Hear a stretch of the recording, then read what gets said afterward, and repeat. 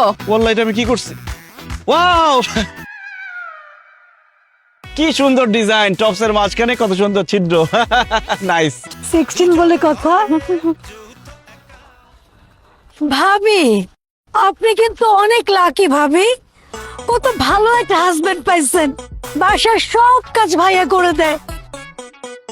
তো ভাইয়া, আপনি বলে রান্না বান্না করেও ভাবিকে খাওয়ান, আমাকে কবে রান্না বান্না করে খাওয়াবেন বলেন তো? রান্না করে আর খাওয়াতে হবে না, আমার উপর দিয়ে যা যাচ্ছে যে কোনো সময় আমি মারা যাব, আমার 40টা খেয়ে যায়। এই কথা কম কাজ বেশি, কাজ করো। ভাবি, এরপরেও রান্না করলে আমি আপনাকে খবর দিব না। ঠিক আছে ভাবি। ও মাই গড, হোয়াট ইজ দিস? এই, এটা তুমি কি করছো? ওয়াল্লাহ এটা আমি কি করছি? ওয়াও, কি সুন্দর ডিজাইন, টপসের মাঝখানে কত সুন্দর ছিদ্র। নাইস। একদম ফালতু কথা বলবা না, এটা কোনো ডিজাইন না। তুমি আমার টপসটা ছিঁড়ে ফেলছো। কি বলো না বলো তুমি? আমি তোমার জামা কাপড় ধুইতেছি, আমি কেন তোমার টপ ছিড়বো?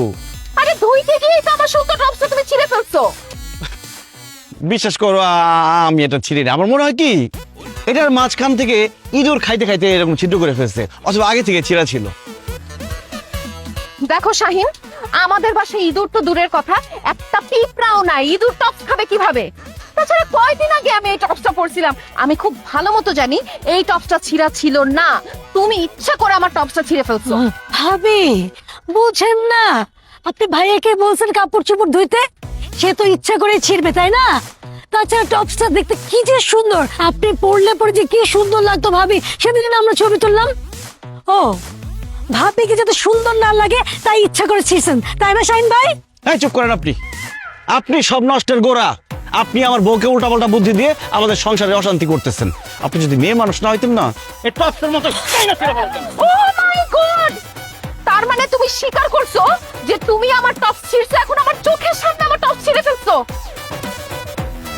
এই বাসা সবকিছু যৌথ হইতেছে না, ছিঁড়া ছিঁড়েও যৌথ হবে। তুমি আমার টপস ছিঁড়ছো, আমি তোমার টি শার্ট ছিঁড়বো। ভাবি হেল্প। দুজনের হবে যৌথ অ্যাকাউন্ট, যৌথ অ্যাকাউন্ট।